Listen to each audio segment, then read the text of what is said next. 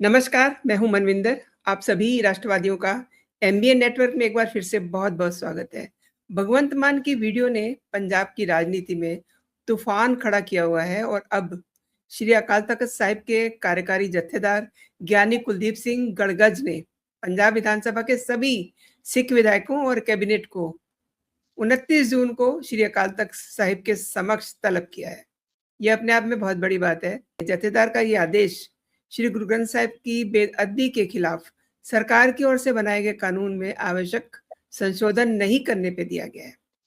और देखिए, वीडियो की फॉरेंसिक रिपोर्ट में भी कई नए पहलू आ रहे हैं। आगे बढ़ने से पहले मेरा आपसे आग्रह है, वीडियो को लाइक कर लीजिए, चैनल को सब्सक्राइब कर लीजिए। मेरे साथ वाली स्क्रीन में आप देख रहे हैं, मेरे साथ जुड़ चुके हैं चंडीगढ़ से जर्नलिस्ट उमंग पुरी जी। उमंग जी, बहुत-बहुत स्वागत है आपका। नमस्कार। नमस्कार मनिंदर जी, थैंक यू मुझे बुलाने के लिए। उमंग जी, भगवंत मान की एक वीडियो, जैसा कि आप जान रहे हैं, कई दिनों से काफ़ी चर्चा में है और गुरु साहिबान पर जो कृत्य दिखाया गया है, ये सवाल अभी भी उलझा हुआ है। उस वीडियो में जो दिख रहा है, वो शख्स कौन है? वीडियो के फॉरेंसिक रिपोर्ट, इस पर भी काफ़ी सारे इफ एंड बट हैं और भगवंत मान ने तो बिल्कुल साफ मना कर दिया है कि वीडियो में वो है ही नहीं, यानी कि जो शख्स दिख रहा है वो भगवंत मान नहीं है। कैसे देखते हैं आप? क्योंकि आपने इस फॉरेंसिक रिपोर्ट की भी बड़ी रिसर्च की है। एंड मैं आगे बढ़ने से पहले आपको इनको भी दिखाती हूँ, मनजिंदर सिंह सिरसा को। इन्होंने डिमांड की है कि पूरे मामले की जांच होनी चाहिए। तो ये उन्होंने पहले ट्वीट किया है। फेक वीडियो बताते हुए अकाली दल पर निशाना साधा, क्या कुछ कहेंगे? देखिए, अब तो स्पष्ट हो चुका है, उस वीडियो में भगवंत मान जी हैं। आज तो उस होटल का नाम भी आ गया, उस शहर का नाम भी आ गया, एडसफोर्ड के अंदर जहां पर ये सब कुछ हुआ। और बकायदा चीमा जी ने खुद बताया कि ये वीडियो असली है। कल तो वो नकली कह रहे थे, वो कह रहे इसमें भगवंत मान जी नहीं है। जी उमंग जी, कैसे देखते हैं ये सारा मामला? मनिंदर जी, इसमें हमें सबसे पहले ये समझना पड़ेगा कि ये फोरेंसिक रिपोर्ट की जो बात आज चल रही है, पहले सिर्फ एक फोरेंसिक रिपोर्ट की बात चल रही थी, जो श्री अकाल तख्त साहिब की तरफ से करवाई गई थी रिपोर्ट। अब जो बात चल रही है उसमें दूसरी फोरेंसिक रिपोर्ट भी आ चुकी है, जो भगवंत मान जी ने और आम आदमी पार्टी ने खुद दिखाई है। तो अब ये forensic report versus forensic report का मामला कुछ ऐसा बन गया है। भगवंत मान ने शुरू से डिनाई किया है कि मैं उस वीडियो में नहीं हूँ। शुरू में उन्होंने कहा था कि ये वीडियो फेक है, बट अकाल तख्त साहिब की तरफ से है, और दूसरी रिपोर्ट जो है वो भगवंत मान और आम आदमी पार्टी ने प्रेस के सामने रखी है। जो पहली अकाल तख्त साहिब की रिपोर्ट है, उस रिपोर्ट में इस बात की जांच हुई थी कि वो वीडियो एआई से बनाया गया है, फेक वीडियो है या नहीं। और उस रिपोर्ट में ये साफ हुआ है कि वो वीडियो एआई से नहीं बना हुआ और कोई फेक वीडियो नहीं है, वो वीडियो एक जेन्युइन वीडियो है। और जो रिपोर्ट भगवंत मान जी ने प्रेजेंट करी है, उस रिपोर्ट में उन्होंने ये दावा किया है कि इसमें क्लियर हो जाता है कि जो पर्सन है उस वीडियो के अंदर, वो आइडेंटिफाई किया गया है कि वो मैं नहीं। जिसके कारण उन्होंने ये बताया कि उसके फिजिकल फीचर्स जो हैं, जैसे कि हाइट, उनका कद काठी और फेशियल फीचर्स और बैक और साइड एनालिसिस के हिसाब से, कि वो मैं हूँ ही नहीं उसके अंदर। लेकिन उस रिपोर्ट में काफ़ी प्रॉब्लम्स हमें देखने को मिलती है, जो हम एक एक करके डिस्कस कर सकते हैं। जिसके अंदर सबसे पहला पॉइंट जो उस रिपोर्ट में अभी हम स्क्रीन पे देख रहे हैं, उसमें पहला पॉइंट ये है कि उसका एनालिसिस जो किया गया है, वो उस वीडियो में एक 55 इंच के टेलीविजन के साथ किया गया। प्रॉब्लम यहीं से शुरू हो जाती है कि उस वीडियो में जो टेलीविजन दिख रहा है, वो विजुअली 55 इंच का टेलीविजन नहीं दिख रहा, क्योंकि 55 इंच का टेलीविजन काफ़ी बड़ा होता है, हम सबके घरों में होते हैं, बहुत कॉमन है। ऐसा नहीं है कि वो चीज़ कोई ऐसी है जो बहुत दुर्लभ हो। इस वजह से साफ दिखता है कि वो 55 इंच का टेलीविजन है ही नहीं। एंड अगर वो है भी, तो इस रिपोर्ट में जो हाइट उस पर्सन की जो वीडियो में दिख रहा है, वो क्लेम की गई है कि उसकी हाइट है 5 फुट 10 इंच। और इसी पॉइंट को लेकर भगवंत मान जी ने ये कहा है कि उस बंदे की जो हाइट है वो मेरे से 1 इंच ज़्यादा है। ऐसे कैसा हो सकता है कि मेरा कद बढ़ गया वीडियो में? इस पॉइंट को तो उन्होंने बड़े अच्छे से बताया प्रेस कॉन्फ्रेंस में। लेकिन साथ ही उसी रिपोर्ट में अगली ही लाइन में, जो हमारे व्यूअर्स देख सकते होंगे कि फर्स्ट पैराग्राफ की जो लास्ट लाइन है, वहाँ पर लिखा गया है कि उसमें टॉलरेंस या वेरिएशन जो है वो प्लस माइनस 5 टू 7 सेंटीमीटर की हो सकती है। अब 5 टू 7 सेंटीमीटर रफली 2 से 3 इंच होते हैं। तो अगर 5 फुट 10 इंच की हाइट को हम प्लस माइनस करें, तो मतलब उस पर्सन की जो हाइट रेंज है that is anywhere between 5 feet 7 inches and 6 feet 1 inch। ये जो ब्रॉड कैटेगरी है 5'7" to 6'1" की, इसमें भारत के ज्यादातर जो मेल्स हैं उनकी हाइट आ जाती है। तो यहाँ पर सबसे पहला क्वेश्चन उठता है एक्यूरेसी पे इस रिपोर्ट की। उसके बाद इस रिपोर्ट के अंदर पैराग्राफ 3rd 4th जो है सेक्शन 9 के अंदर, वहां पे लिखा गया है as per publicly available records and verified images and videos of Bhagwant Mann. अब भगवंत मान एक ऐसी शख्सियत है जिन्होंने अपना काम मीडिया के अंदर 1992 में शुरू किया था। लगभग उनका 34 साल का करियर रहा है पब्लिक लाइफ में, जहाँ पहले वो कॉमेडियन थे, उन्होंने कुछ गाने भी निकाले, कैसेट निकाली, फिर वो राजनीति में आए। अब ये स्पेसिफाई करना बहुत जरूरी है कि ये जो वो अवेलेबल रिकॉर्ड्स और वेरीफाइड इमेजेस की बात कर रहे हैं, ये कब की इमेजेस है, क्योंकि आज के भगवंत मान जिनकी उम्र 50 साल से ज्यादा है, वो काफी हट्टे खिट्टे और काफी हेल्दी दिखते हैं। लेकिन वो भगवंत मान 2014 के या 2010 के भगवंत मान जैसे नहीं है, जो इससे कि आप इस इमेज में देख सकते हो। ये इमेज बहुत पुरानी नहीं है, ये इमेज 2019 की है, जो भगवंत मान जी ने अपने अकाउंट पर खुद पोस्ट की हुई है। इसमें ये जो इंसान दिख रहे हैं, ये काफी पतले दुबले हैं, और अगर आप आज की कोई इमेज भगवंत मान की देखोगे तो वो काफी हेल्दी दिखते हैं। तो बॉडी को देख के ये कह देना कि इस वीडियो में भगवंत मान जी नहीं है, बिना ये स्पेसिफाई किए कि वो इमेजेस जो इन्होंने ली हैं फोरेंसिक रिपोर्ट में, वो कौन से पीरियड की हैं, वो अपने आप में एक वेग फिगर है कि उन्होंने कह दिया वो इमेजेस हैं। भगवंत मान की तो 34 साल से इमेजेस हैं इंटरनेट पे, कौन सी इमेजेस है उसकी कोई इन्होंने इमेज नहीं दिखाई है, और ना ही कुछ बताया कि कौन से पीरियड की इमेज है। तो इससे दूसरा सवाल खड़ा हो जाता है। तीसरा क्वेश्चन जो इसमें लिखा गया है, वो साइड व्यू और बैक व्यू के बारे में डिस्कशन है कि साइड से देखने पर और बैक से देखने पर वो इंसान जो वीडियो में है वो भगवंत मान नहीं दिखता। अब उसके एनालिसिस के भी कुछ पैरामीटर्स होते होंगे, मैं कोई फोरेंसिक एक्सपर्ट तो नहीं हूँ, बट स्टिल हमें पता है कि फोरेंसिक्स का काम है साइंटिफिक और मैथमेटिकल बातें करना। यहाँ पर आप अच्छी इंग्लिश में बहुत कुछ लिख दोगे कि फेशियल कॉन्टूर नहीं मैच कर रहे, बियर्ड के कॉन्टूर नहीं मैच कर रहे, ठीक है, ये सब ऑब्जर्वेशन हो सकती है बाद में, लेकिन इसका कुछ साइंटिफिक बेसिस तो होगा। जिस तरह से हाइट कैलकुलेट करने के लिए आपने बताया कि हमने 55 इंच का टेलीविजन यूज किया, तो एक मैथमेटिकल कैलकुलेशन है किस तरीके से एंगल्स आपने निकाले होंगे। लेकिन यहाँ पर कुछ भी हमें एविडेंस नहीं दिखता, और एविडेंस के नाम पे आम आदमी पार्टी ने और भगवंत मान ने जो ये रिपोर्ट दिखाई है, उन्होंने ट्वीट करके कुछ सिलेक्टिव पेजेस दी। शुरू का एक पेज है, बीच में से पेज नंबर 5 है, उसके बाद शायद 8, 9 और 10 है के अंदर कंक्लूजन है। बीच के कोई भी पेजेस जो है वो अभी पब्लिक नहीं किए गए, शायद पुलिस को दिए गए हैं। बट जहाँ पर बात ये आ रही है कि आपको इस रिपोर्ट के बेसिस पे खुद को साबित करना है कि मैं निर्दोष हूँ, तो ये पूरी की पूरी रिपोर्ट मेरे हिसाब से उनको पब्लिक करनी चाहिए थी, ताकि सभी देख सकें कि ये चीजें जो क्लेम की जा रही हैं वो आखिरकार प्रूव कैसे हुई हैं और कैलकुलेट कैसे हुई। देखिए, सबसे बड़ा सवाल ये है ना जहाँ पे कि अभी तक देखिए हमने वो समय हमें नहीं भूलना चाहिए जब अरविंद केजरीवाल जो हैं जेल में थे, और उस दौरान भगवंत मान 2 बार मिलने भी गए थे उनसे, एंड वो अपनी सरकार जेल से चला रहे थे। कहने का मतलब ये है कि वो उस समय भी एक्टिव थे। अब इतनी बड़ी बात उनकी पार्टी के जो सीएम हैं, उनके साथ पब्लिक में आ रही है, क्या आपको नहीं लगता कि उनको कोई एक्शन लेना चाहिए था? उल्टा वो उसे जस्टिफाई कर रहे हैं। वंदना जी, इसमें राजनीति बड़ी गहरी दिखती है हमें। पंजाब की अगर आप पिछले 10 साल की हिस्ट्री अगर देखेंगे, स्पेशली पिछले 2 असेंबली इलेक्शंस की अगर हम बात करें, तो पंजाब में एक बेअदबी का जो इंसिडेंट 2015 के आसपास हुआ था, जिसके लिए कहा जाता है कि सुखबीर बादल ने रिस्पॉन्सिबिलिटी ली थी अकाल तख्त के सामने जाके। उन्होंने कहा था कि हाँ, उसमें मेरा कसूर था, जिसकी वजह से उनको भी सजा दी गई थी।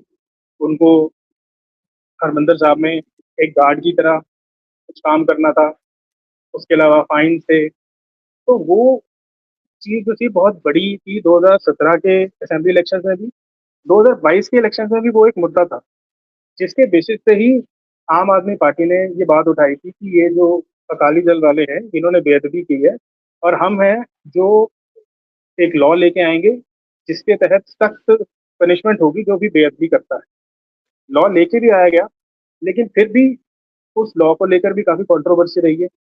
जो एसजीपीसी हैं और अकाल तख्त की तरफ से कहा गया है कि हम सेटिस्फाइड नहीं है, क्योंकि इसमें उनसे कंसल्ट नहीं किया गया और उनकी बहुत सारी रिजर्वेशन है, जैसे कि जो रागी सिख हैं जो पाठ करते हैं उनकी। उमंग जी, जरा आगे बढ़ने से पहले हम देख लेते हैं कि सुखबीर सिंह बादल क्या कह रहे हैं।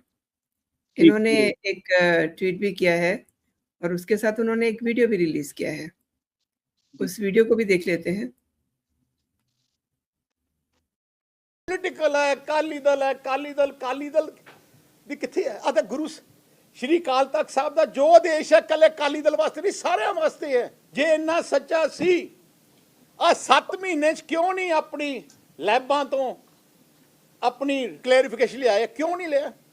ਤੇ ਹੁਣ ਵੀ ਕਹਿੰਦੇ ਅਸੀਂ 2 ਲੈਬਾਂ ਤੋਂ ਕਰਾਇਆ ਹੈ। ਉਹਨੂੰ ਦੱਸੋ CFSL ਤੋਂ ਕਿਉਂ ਨਹੀਂ ਕਰਾਇਆ? ਨਹੀਂ ਹੈ ਸਰਕਾਰ ਹੈ।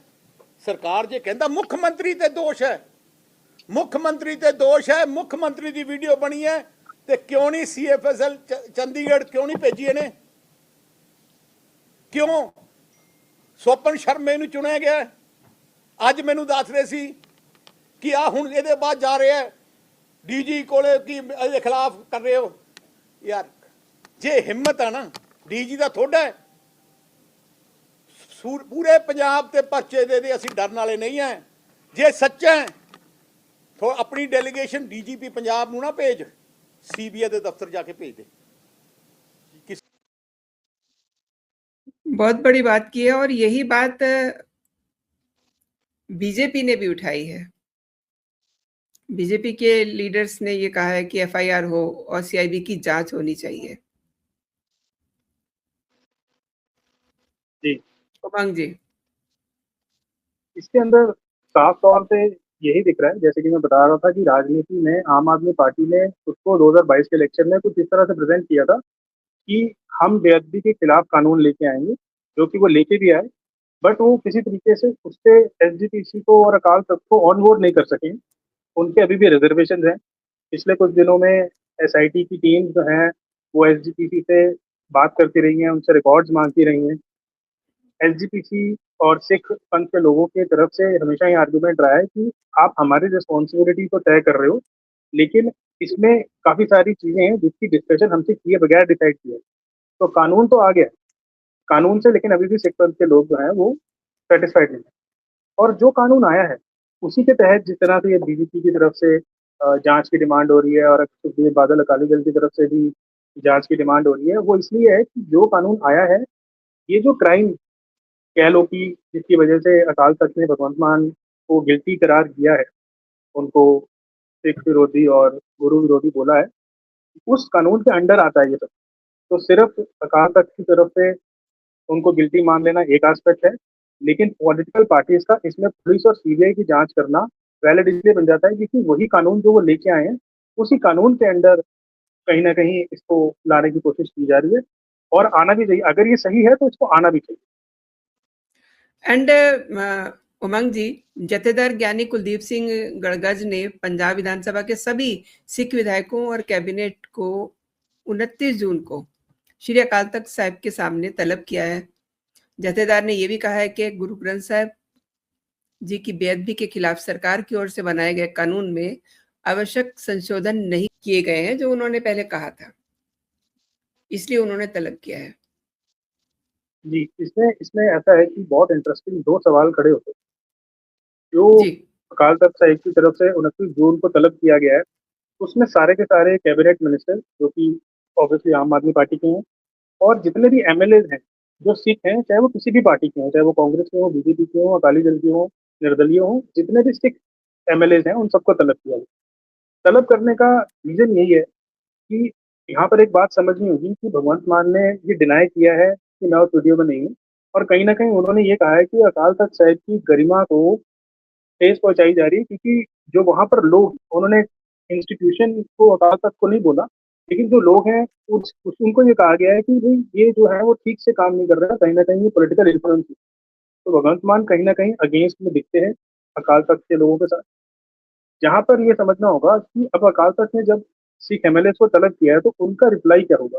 या तो वो अपने चीफ मिनिस्टर के साथ खड़े होंगे, और अगर वो चीफ मिनिस्टर के साथ नहीं खड़े होते तो यहाँ पर बहुत बड़ा सवाल खड़ा हो जाएगा कि अपने ही कैबिनेट के लोग और अपने ही MLAs ज़्यादातर क्योंकि आम आदमी पार्टी के ही एमएलए भगवंत मान के अगेंस्ट होंगे। और अगर वो भगवंत मान के अगेंस्ट नहीं होते और वो भी अकाल तख्त में जाकर जो है इस बात को नहीं मानते कि हाँ, इसमें गलती है या फिर भगवंत मान के अगेंस्ट भी अगर कुछ करने को कहा जाता है, वो नहीं मानते, तो वो कहीं न कहीं अकाल तख्त के ऑर्डर के अगेंस्ट खड़े होंगे, जैसा कि इस पर भगवंत मान क्लेम कर रहे हैं कि जो अकाल तख्त की तरफ से ऑर्डर दिया जाए, तो वो गिल्टी नहीं। तो यहाँ पर इंटरेस्टिंग होगा कि 29 जून की जो मीटिंग है, वो किस तरह से जाती है और ये पंजाब के इलेक्शन का और आने वाली राजनीति का रुख जो है, वो काफ़ी हद तक डिसाइड करेगी कि किस डायरेक्शन में अब ये जाएगा।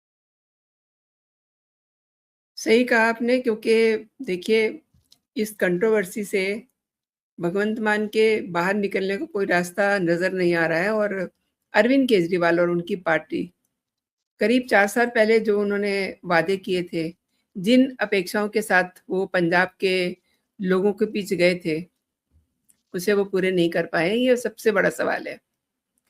और जैसा कि अब इन सब लोगों को बुलाया है 29 को, क्योंकि विधानसभा चुनाव में भी अब ज़्यादा समय नहीं बचा है, तो ऐसे में इस कंट्रोवर्सी से अगर वो बाहर आ भी जाते हैं, आई मीन इस समय तो वो चीफ मिनिस्टर हैं, उनके सामने ही बहुत सारी बातें हो चुकी हैं जिसको लेकर के वो काफ़ी बदनाम भी हुए हैं। आपको याद होगा पिछले दिनों विधानसभा में चले गए थे वो ड्रिंक करके। और अभी 2 दिन पहले मैं उनकी बेटी का भी एक वीडियो देख रही थी, जिसमें उनकी बेटी भी बहुत नाराज़ दिखाई दे रही थी।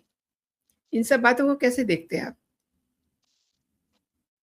देखिए मनिंदर जी, ऐसा है कि जितनी मर्ज़ी फॉरेंसिक रिपोर्ट्स आ जाएँ, जो जनता होती है वो वोट देने कभी भी फॉरेंसिक रिपोर्ट को लेके नहीं जाती। जनता हमेशा एक इमोशनल कनेक्ट रखती है अपने लीडर्स के साथ, स्पेशली स्टेट जैसे इलेक्शन में। जब लोकल इलेक्शन होते हैं तो बहुत रैशनली लोग वोट करते हैं कि मेरे घर का काम होगा कि नहीं होगा, मेरी सड़क बनेगी कि नहीं बनेगी। लेकिन मुख्यमंत्री और प्रधानमंत्री के जो चुनाव होते हैं उसमें कहीं न कहीं एक इमोशनल कनेक्ट और इमोशनल फैक्टर होता है जिससे जनता वोट करती है। अब सारी की सारी बातें केस में आ जाएँगी, उसके बाद पुलिस की जाँच होगी, चार्जशीट फाइल होगी या नहीं होगी। ये सब चीज़ें हैं जिसमें बहुत वक़्त लगता है, इलेक्शंस के लिए इतना वक़्त नहीं है। तो जिस तरह से उनकी फैमिली की तरफ से और उनकी डॉटर की तरफ से जो बयान आया है, उसमें ऐसा है कि जनता हमेशा एक इमोशनल कनेक्ट को समझती है। जितनी भी फोरेंसिक रिपोर्ट्स होंगी, पुलिस की जांच होगी, कोर्ट केस होगा, इन फ्यूचर कुछ भी होगा, जनता उन सारी चीज़ों को साथ लेकर वोट देने नहीं जाएगी। इलेक्शंस के लिए बहुत कम टाइम बचा है और साफ तौर पे राजनीतिक नुकसान इस कंट्रोवर्सी का और जो उनकी फैमिली की तरफ से बयान आ रहे हैं, उसका इफेक्ट उनकी पर्सनल इमेज में तो पड़ेगा ही पड़ेगा। और क्योंकि इस मामले में सिर्फ जो वीडियोस आई हैं उसमें अभी जो क्वेश्चन चल रहा है वो उस वीडियो के लिए चल रहा है जहां पर जो सिख गुरु हैं हमारे, उनकी बेअदबी दिखाई जा रही है। लेकिन और भी वीडियोस हैं जो कहीं ना कहीं इस तरफ इशारा करती हैं कि उनका जो जिस तरह से बिहेवियर रहा है पास्ट में, चाहे वो ड्रंकन बिहेवियर रहा हो, वो तो बात छिपी नहीं हुई है। कुछ कंट्रोवर्शियल वीडियोस अब रिसेंटली हैं जिनपे कहा जा सकता है कि वो ड्रंक थे या नहीं थे, लेकिन ये साफ तौर पर भगवंत मान ने खुद भी माना है कि हाँ, मैं अल्कोहल लेता था और उन्होंने पब्लिकली इसको अनाउंस करके छोड़ा भी था। उसके बाद भी काफी इंसिडेंट्स हुए हैं जिसमें श्योरिटी के साथ नहीं कहा जा सकता। सो कहीं ना कहीं ये सवाल तो है ही है। और इसके बाद अगर फैमिली की तरफ से भी ये चीजें आती हैं और कुछ क्लोज सर्किट के लोग जो पहले उनके साथ थे उनकी तरफ से ये चीजें आती हैं, तो एक इमोशनल कनेक्ट जो है जनता का वो टूटता है अपने चीफ मिनिस्टर से। एंड चीफ मिनिस्टर हमेशा छवि के ऊपर बहुत बड़ा एक इम्पोर्टेंट होता है क्योंकि वो स्टेट का रिप्रेजेंटेटिव है। उसने सिर्फ कुछ एडमिनिस्ट्रेटिव डिसीजन नहीं लेने, उसने काफी पॉलिसीज को डेवलप करना है स्टेट के लिए, अगर कोई इंडस्ट्री लेके आनी है, तो ये सारी चीजें चीफ मिनिस्टर की इमेज पे डिपेंड करती है। तो मुझे लगता है कि राजनीतिक नुकसान तो जरूर होगा। और जिस तरीके से दूसरी पार्टीज, स्पेशली श्रोमणी अकाली दल, क्योंकि वो हमेशा से गिल्ट में थे कि उनकी तरफ से अकाल तख्त की तरफ से उनको जो है वो सजा दी गई है, तो ये जो डिसीजन आया इससे कहीं ना कहीं राजनीतिक एक पैरिटी आ जाती है कि एंटी सिख जो है उनको भी एक डिसीजन देखने को मिला था अकाल तख्त की तरफ से, और वही सेम चीज अब आम आदमी पार्टी की तरफ भी आ गई है। तो यहाँ ये पैरिटी क्रिएट हो जाती है। जो राजनीतिक फायदा आम आदमी पार्टी इस बात का लेती थी कि इन्होंने बेअदबी करी, वो इल्जाम कहीं ना कहीं उनकी तरफ भी आ गया। अब वो साफ प्रूफ होता है नहीं होता वो बात की बात है, लेकिन इस वक्त चर्चा तो है इस बारे में। बहुत सही कहा आपने। और आगे आगे अब ये देखना बहुत दिलचस्प होगा कि 29 जून को विधायक कैसे अकाल तख्त के आदेश को फेस करते हैं। उमंग जी, आपने मेरे लिए समय निकाला, मेरे शो के लिए समय निकाला, और मेरे दर्शकों को आपने इस रिपोर्ट पे पर्टिकुलरली विस्तार से समझाया और महत्वपूर्ण जानकारी दी। आपका बहुत बहुत धन्यवाद। जय हिंद, जय भारत। जय, थैंक यू।